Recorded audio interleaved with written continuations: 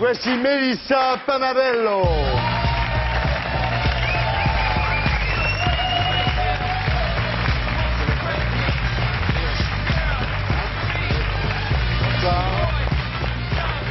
Melissa Panarello, bonsoir. Sono bassa e non posso salire. Pauvre petite, j'arrive pas à m'isser sur le fauteuil.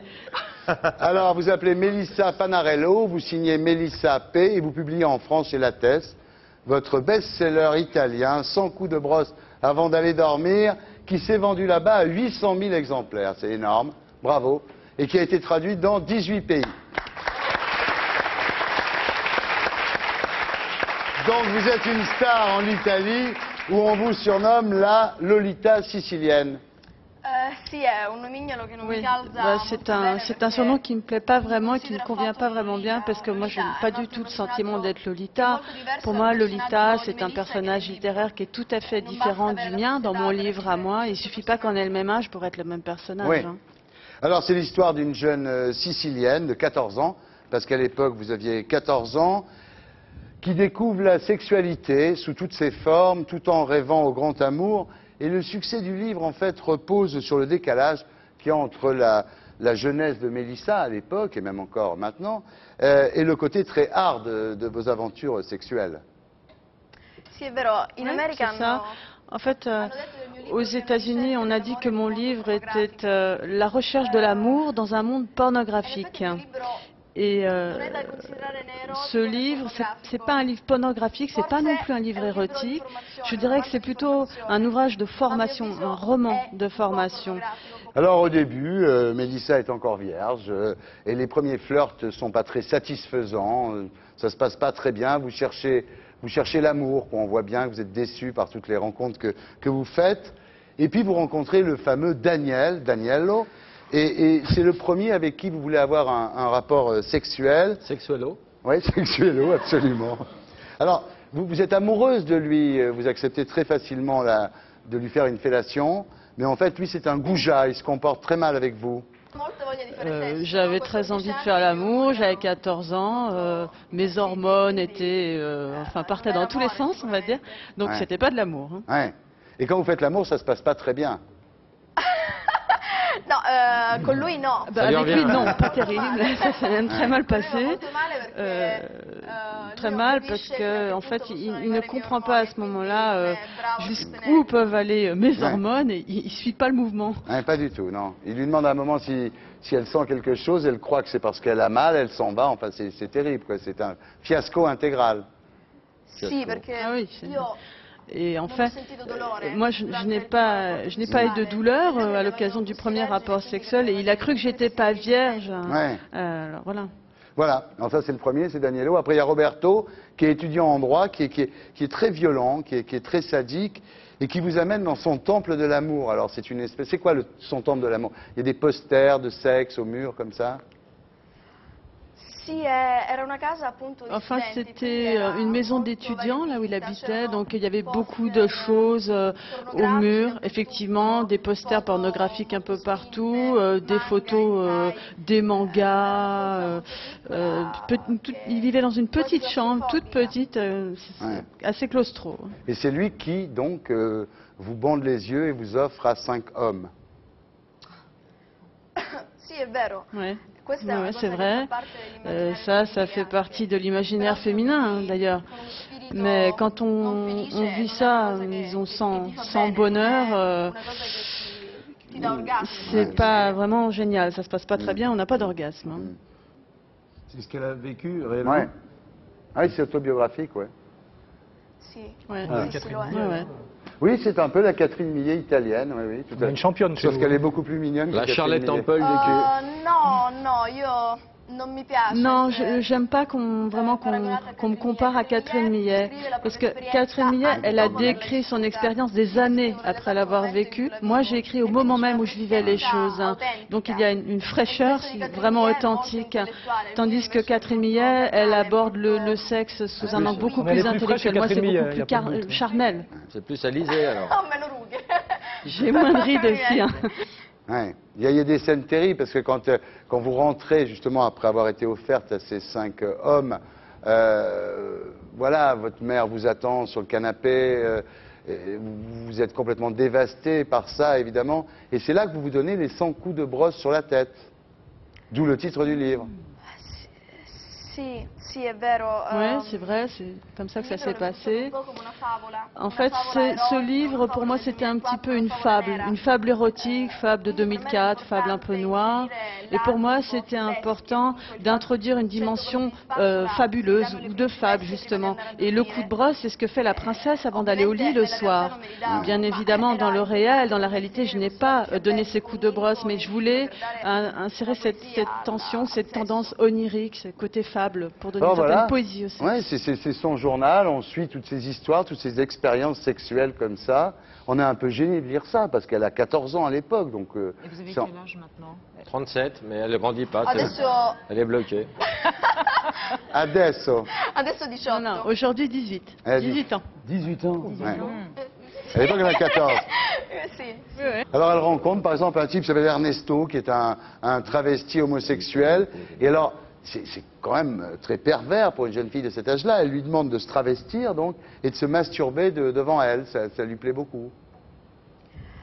Beh, sì, il transessuale rappresenta Le transsexuel, la fusione il tra uomo e représente donna. la fusion E dato entre l'homme che et la sono femme. attratta da Et entrambi gli comme je universi, suis è attirée, bello disons, vedere par l'un et entrambi l'autre gli universi, univers, quindi eh bien, ça m'intéressait de voir une union de ces deux univers dans Voilà. un seul et unique contexte. Ouais. Et après, elle demande à cet homosexuel d'inviter deux amis. Et cette jeune fille de 14 ans regarde ces deux hommes en train de s'emboîter devant elle, comme ça.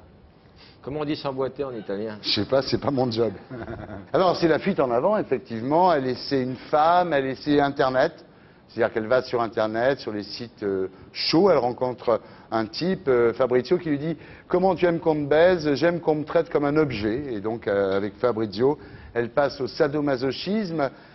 Et là encore, elle rentre chez elle dévastée. Et ça continue toujours plus, toujours plus loin.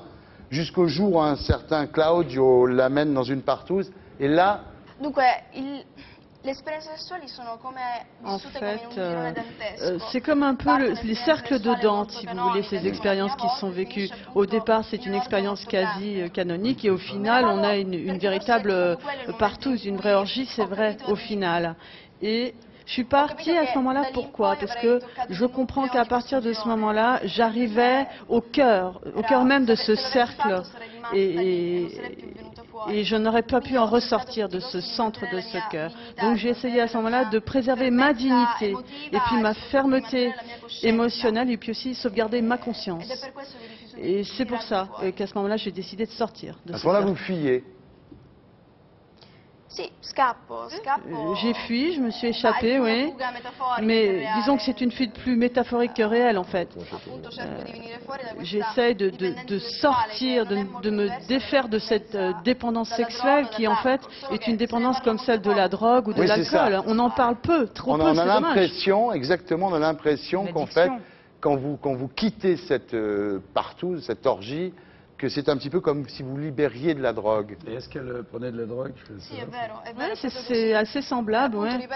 Et c'est ce que je répète, c'est que effectivement cette dépendance, cette addiction, enfin cette dépendance sexuelle, on en parle très peu. Si on en parle, on dit que la femme elle va être une vraie prostituée, une vraie putain, et l'homme, lui, par contre, est vu comme super viril. Donc la femme n'en parle pas. Mais c'est un mal très sérieux, très grave, qui a des symptômes et qui pose des gros problèmes.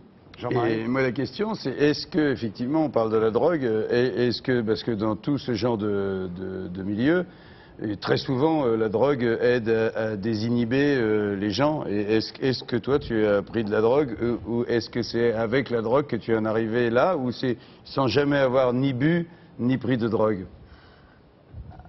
Io non ho mai fatto uso di droga. Je n'ai jamais pris de drogue, non pas parce que je suis une gentille petite fille et que c'est le genre de choses qu'il ne faut pas faire. Non, non, je suis pour la drogue. Non, ça me plaît pas, c'est tout. Moi, disons que je me drogue au sexe plutôt. Pour moi, le sexe et la drogue, par excellence, celle qui donne les plaisirs les plus fantastiques. Donc, c'est pas que je sois une bonne petite fille moraliste, je suis pas tombée là-dedans parce que j'en avais pas le besoin. En toute conscience, toujours en étant totalement lucide, tu as gravi tous ces échelons. Et la question, c'est pourquoi avoir tenté toutes ces expériences extrêmes? comment peut-on croire qu'on peut trouver l'amour en tentant toutes ces expériences? Pas forcément pour trouver l'amour. C'est pour elle trouver qui dit l'amour. ça. C'est pour chercher l'amour. Dunque, l'adolescenza è un periodo molto difficile. L'adolescence, c'est quand même une période très difficile, on est très perturbé, remué, et c'est aussi une époque où on vit tout dans l'extrême. C'est la vie ou la mort. Il n'y a jamais la voie du milieu à cette époque. En tout cas, vu ma personnalité à moi, ça m'a conduite à faire des choses très extrêmes. C'était un besoin que j'avais, peut-être parce que je suis très masochiste, hein, pourquoi pas. Et donc, en fait, la douleur, c'était une sorte de prime, de récompense. Et dans cette récompense, j'ai trouvé l'amour. L'amour pour moi surtout.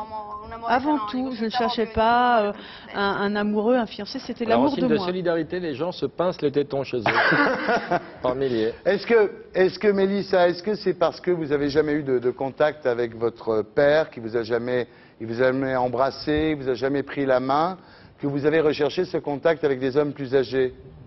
Pas con. Qualche tempo fa era così, sì. Il y a quelque temps, j'aurais dit oui, effectivement, c'était vrai. Et puis, quand on comprend la source de la chose, on se rend compte que de toute façon, on ne cicatrise jamais complètement une blessure en procédant ainsi. Mais il faut vivre avec, voilà, les choses se passent. Quelle a été la réaction de vos parents quand ils ont vu le bouquin? Molto brutta.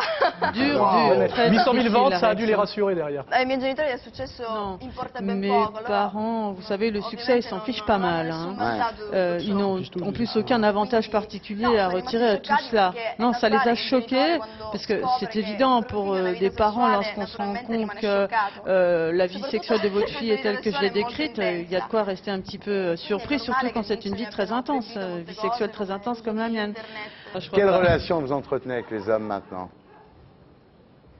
No, molto distesi, ma io ho sempre avuto Non, bei très rapporti détendu, con gli hein, uomini. j'ai toujours eu de très bons rapports non, avec les hommes. Io nel mio libro Mm. ne do un ritratto. Dans mon livre, c'est vrai que j'en fais un portrait qui n'est pas très heureux, mais en fait, c'était eux qui m'incenaient une certaine violence. J'étais soumise, mais en fait, c'était moi qui dominais de facto, puisque je savais ce que je voulais. Eux, ils faisaient semblant d'être dominateurs.